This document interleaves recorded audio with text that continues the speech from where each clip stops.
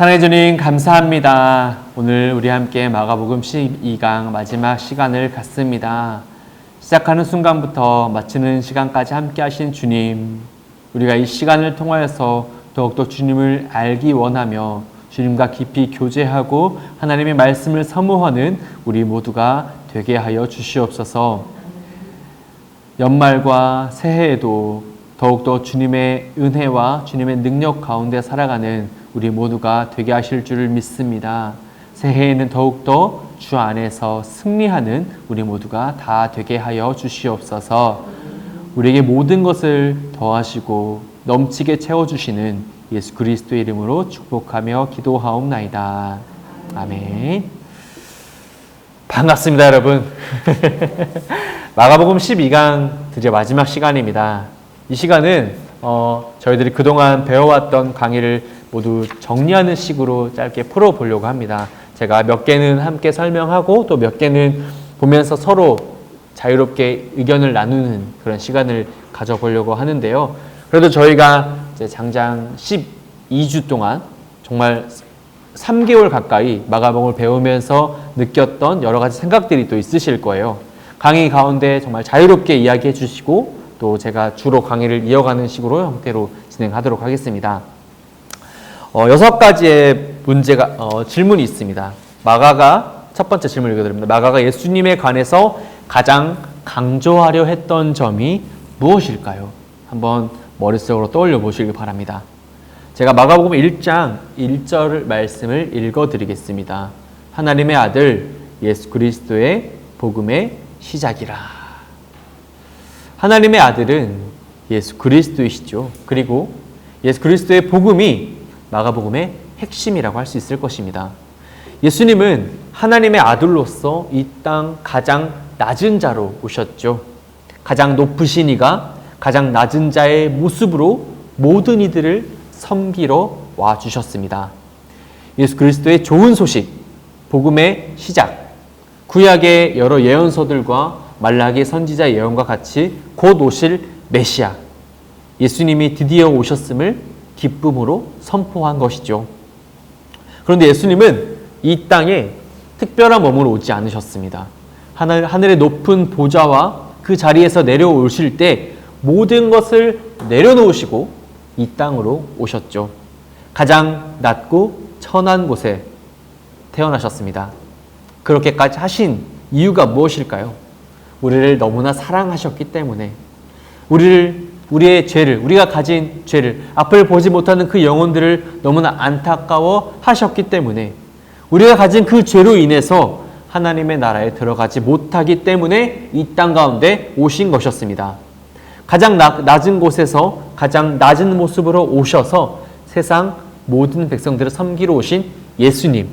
그래서 이 교재의 전체 소제목이 섬김의 왕 예수 그리스도였습니다. 두 번째 질문입니다. 지금까지 배운 각 과를 훑어보시면서 하나님 나라라는 주제에 어울리는 제목을 다시 한번 붙여보시기 바랍니다. 원래 1과의 제목이 복음의 시작이었지 않습니까? 근데 1과는 약속된 왕의 오심이라는 제목을 제가 임의로 붙여보았습니다. 2과는 내장으로 살펴보는 예수님의 사역, 3과는 천국에 초대된 자들, 4과는 갈릴리에서의 논쟁, 5과는 하나님 나라의 비유, 6과는 두려움과 믿음, 7과는 오병이어의 기적, 8과는 인간의 전통과 하나님의 진리, 9과는 너희는 나를 누구라 하느냐, 10과는 고난과 영광, 11과는 첫째가 되기를 원하느냐.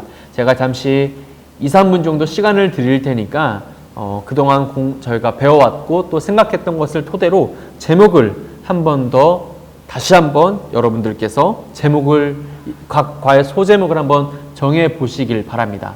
잠시 제가 시간 드리겠습니다.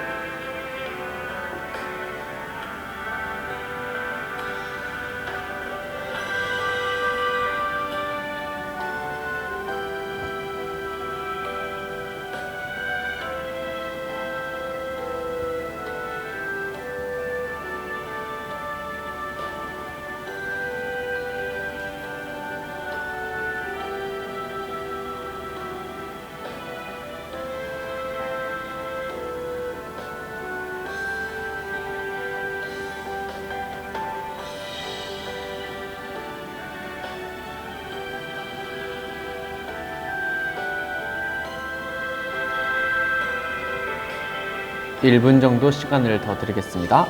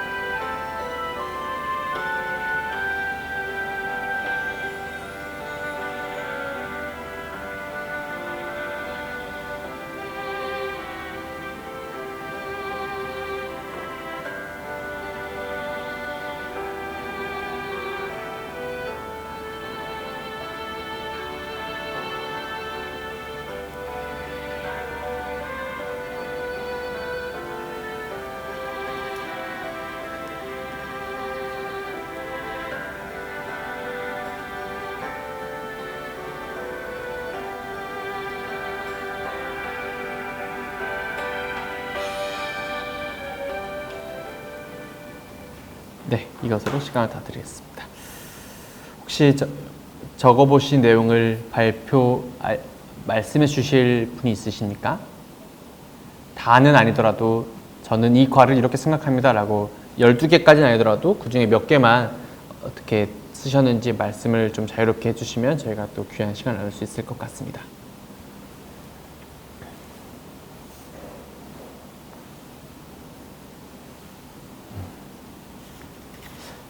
제가 하나만 저는 말하겠습니다. 저는 3과에 천국에 초대된 자들을 생각을 해봤을 때 예수님과 함께 걸어가는 길이라고 제목을 다시 제가 지어보았습니다. 그때 천국에 초대된 자들, 보통 사람들이 생각했을 때 예수님께서 말씀하시는 이 복음을 받아들이는 사람들이었는데 그 사람들이 어떤 사람들인가 하고 생각을 해보니까 굉장히 가난했고 또 연약했고 보살핌이 필요한 사람들이었습니다. 근데 그 사람들만 예수님의 복음을 온전히 받아들였죠. 하지만 그 당시 소유의 힘이 있었던 서기관들, 바리새인들, 높은 사람들은 예수님의 말씀을 받아들이지 않았습니다. 그 길을 걸어가지 않았죠. 그래서 저는 이 과를 예수님과 함께 걸어가는 길이라고 다시 한번 제가 이름을 붙여 보았습니다. 이렇게 짧게 혹시 말씀해 주실 수 있으실까요? 현명에서 많이 쓰셨는데 한번 알려주세요. 이과는 가르치고 전파하고 치유하시는 것이고 한과는 병든 자, 약한 자를 부르시는 주님.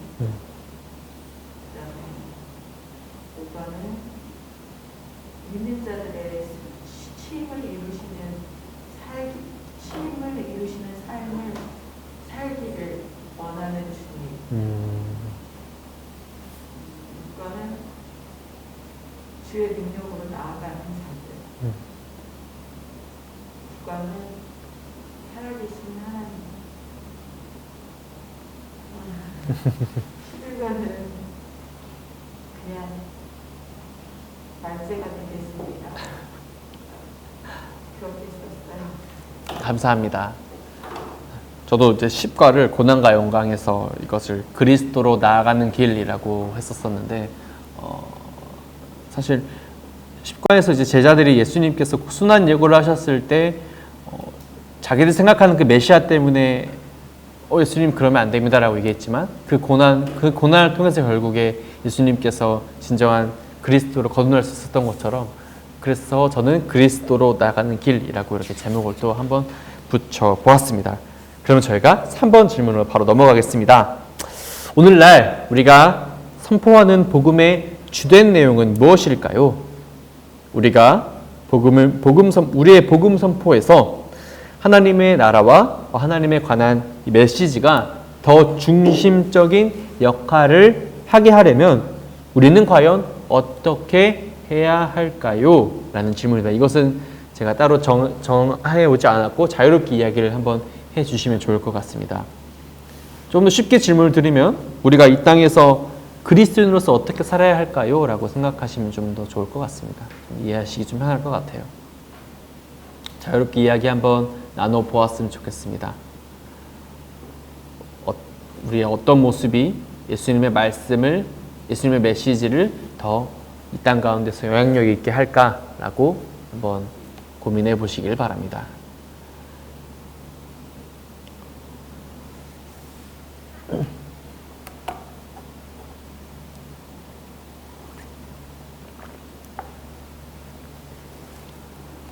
방금 들었던 10과의 내용을, 11과 내용을 한번 떠올려 볼까요? 저는 사실 그 전까지 좀 다른 생각이었는데 11과를 준비하면서 소금에 대해서 아까 효민영 권사님께서 말씀하신 것처럼 그 소금, 정말 우리가 정말 참 소금 역할을 해야겠구나. 소금에 여러 가지 속성들이 있지만 사람들 안에서 녹아들어서 정말 그들이 짠맛을 내게끔 내가 짜지만 내 짬을 상대방에게 함께해서 그 사람도 짜게 하는, 그래서 녹아들어서 모두가 함께 그리스도인이 되게 하는 것이지 않을까라고 일단 한번 머릿속을 스치고 지나가서 말씀을 드려봅니다. 여러분들은 어떻게 하시겠어요? 자유롭게 말씀 좀 해주십시오.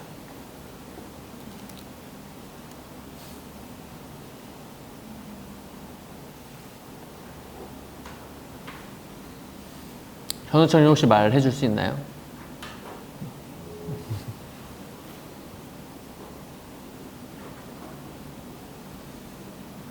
좀 더 생각을 해봐요. 알겠습니다. 네. 감사합니다.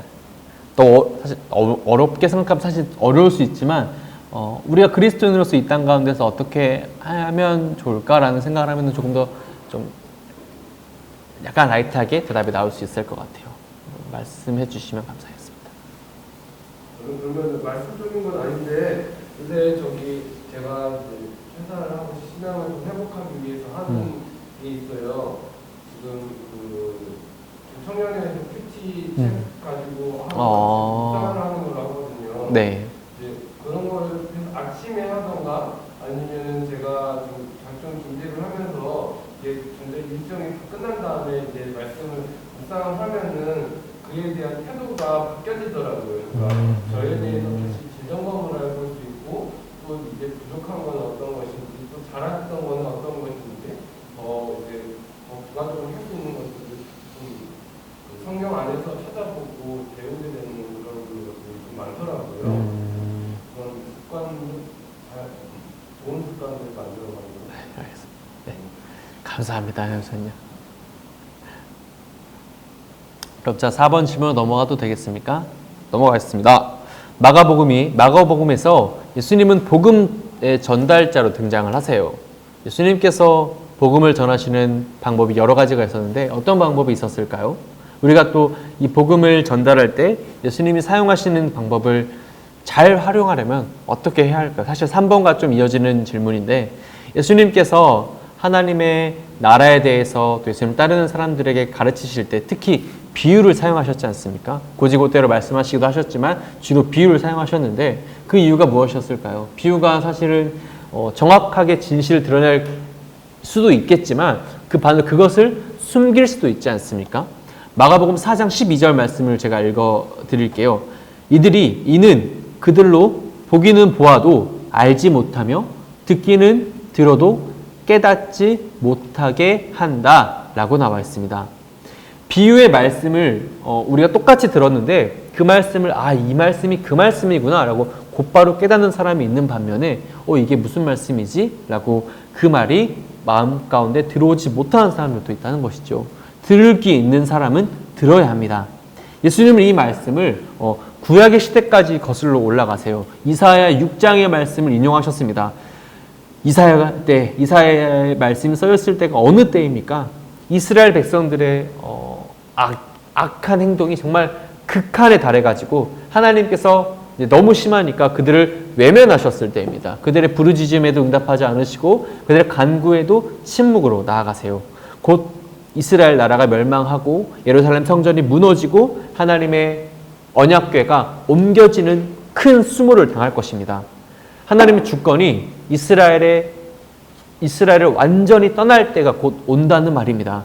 이 사실을 이사야 선지자가 이 일이 일어나기 전부터 계속해서 말을 하거든요. 목이 터져라 외치고 회개하십시오, 돌아오십시오, 하나님께 나아가십시다라고 말을 했지만 백성들이 그 말을 귀에 담아두지 않았습니다.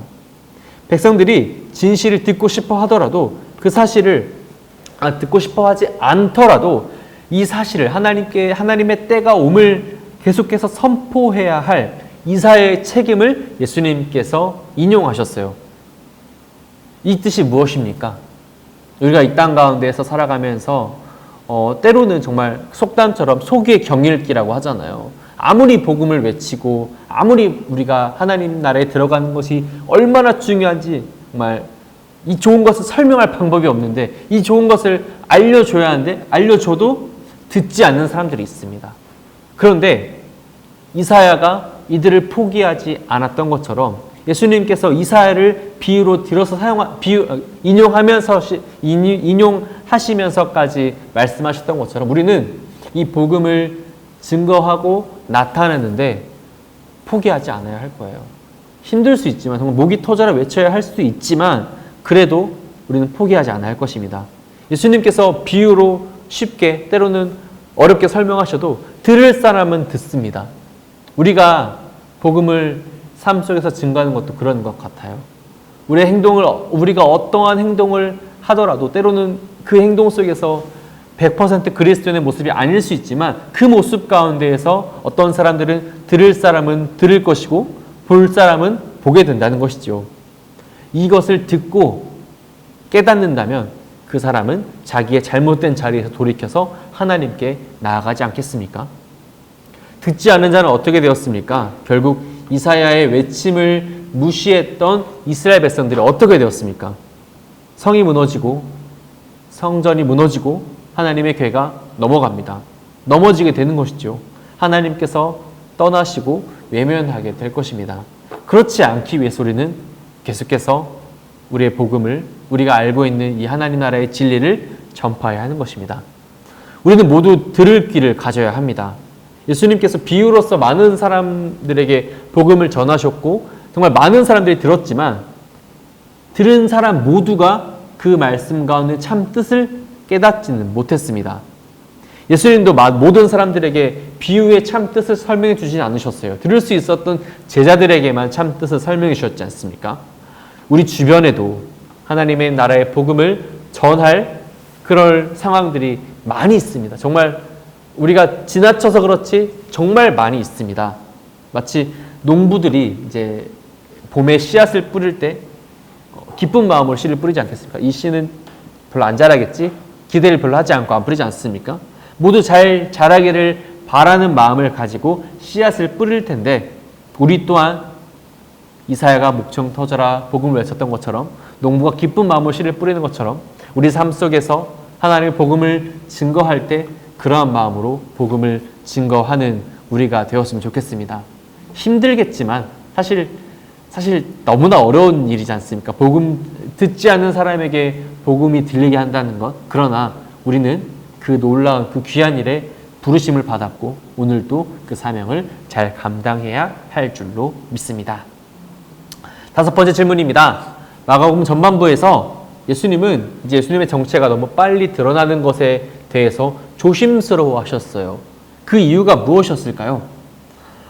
예수님께서 이제 여러 가지 표적들을 보여주신 다음에 이제 사람들에게 이것을 가서 말하지 마라 라고 이렇게 말씀하십니다. 사실 많은 사람들이라면 이제 자기 업적을 막 드러내서 그래 내가 했다고 해, 내가 했어, 내가 해줬어, 알지? 이렇게 드러내고 싶어 할 텐데 예수님은 감추려고 하셨습니다. 특히 마가복음 전반부에서 귀신들이 나갈 때 이때는 더욱더 감추셨어요.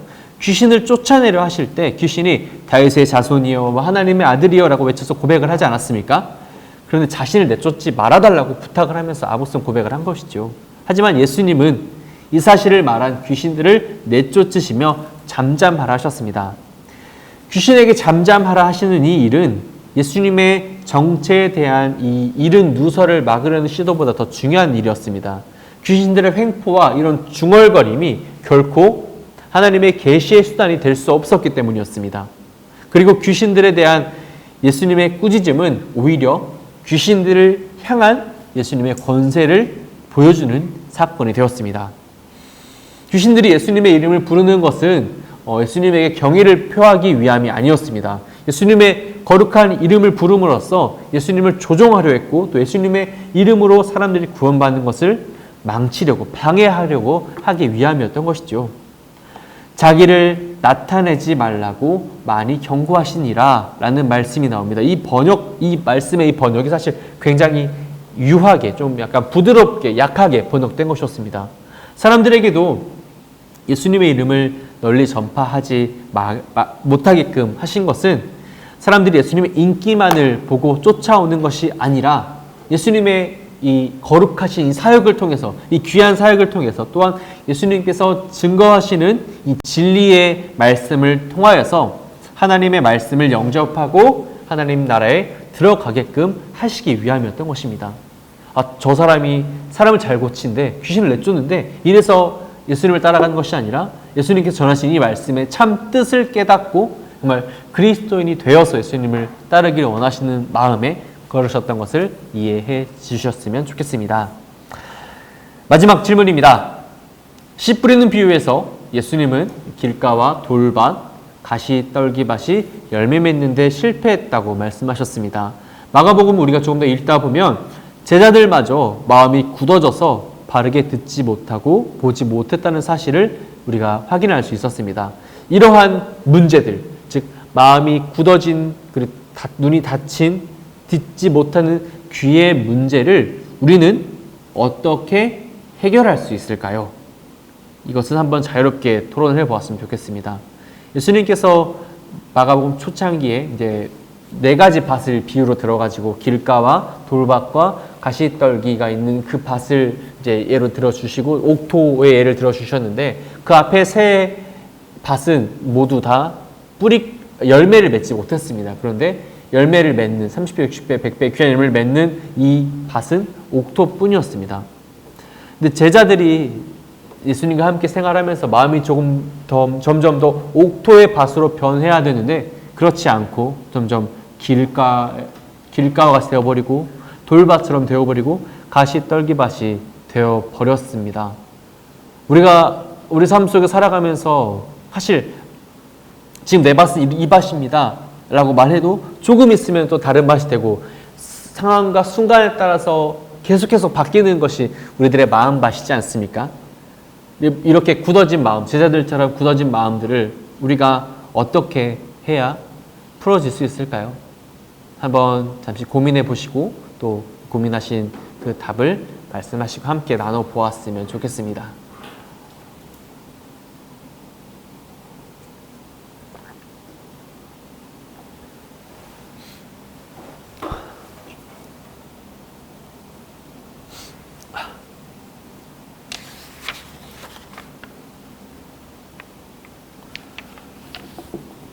신앙 집사님 말씀해 주세요. 하실 수 있으실 것 같아요. 네. 물론 저도 이럴 때가 있는데 결국 이제 결국은 이런 상황이지만 그동안 쌓여왔던 기도와 말씀들이 어느 순간 또 저한테 다가오는 생각나지 않았던 그 말씀들 그렇게 해주시면 제가 청순하게 해서 다시 또 제 마음이 돌이켜지는 것 같고 다시 또 말씀대로 이렇게 돌아가는 것 같고 결국 맞아 나는 아니야 난 선한 것을 지켜야 돼 난 결국 난 선한 것을 선택해야 돼 그리고 하나님이 선택해야 돼 그런 개인적 오, 되게 좋네요. 감사합니다, 집사님. 민미 집사님 혹시 말씀해 주실 수 있으세요?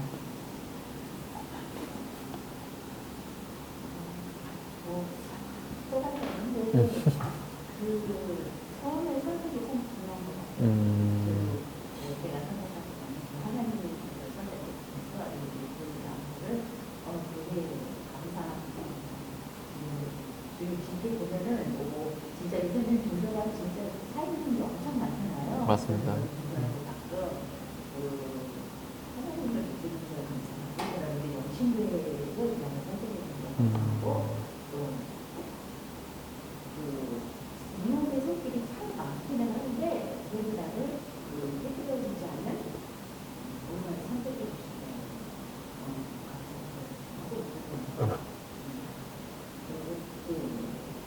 그러기 위해서는 분들이 뜨겁지도 않고 뜨겁지도 않은데 그냥 기도부터 열심히 하는 건 아닌데 늘 이렇게 조그맣게 하는 매일매일 이렇게 뭐랄까 그냥 꾸준히가 중요한 것 같다는 생각을 하고 있거든요. 네. 감사합니다. 그러면서 이제 이제 선한 영향력 선한 영향력. 요새 같은 경우는 너무 강렬히 해도 또 우리 사람들이 또 이렇게 거부감을 갖잖아요. 네, 그럴 수 있어요. 예전에는 뭐 우리 교회에서 나아가서 예전에 전달된 그런 건 아니잖아요. 예수님이 하나님을 그렇게 말씀하잖아요. 그것처럼 그냥 꾸준한 그리고 이제 평강하게 말이 안 돼. 저는 그 말씀 중에 이름 소망과 그 사랑의 분이라고 하시는 그 말씀 이름이 나왔어요. 그것처럼 그냥 그렇게 꾸준히 그렇게 살면 되지 않을까. 말이 안 되긴 하지만 약간 그래요. 네, 귀한 고백 감사합니다.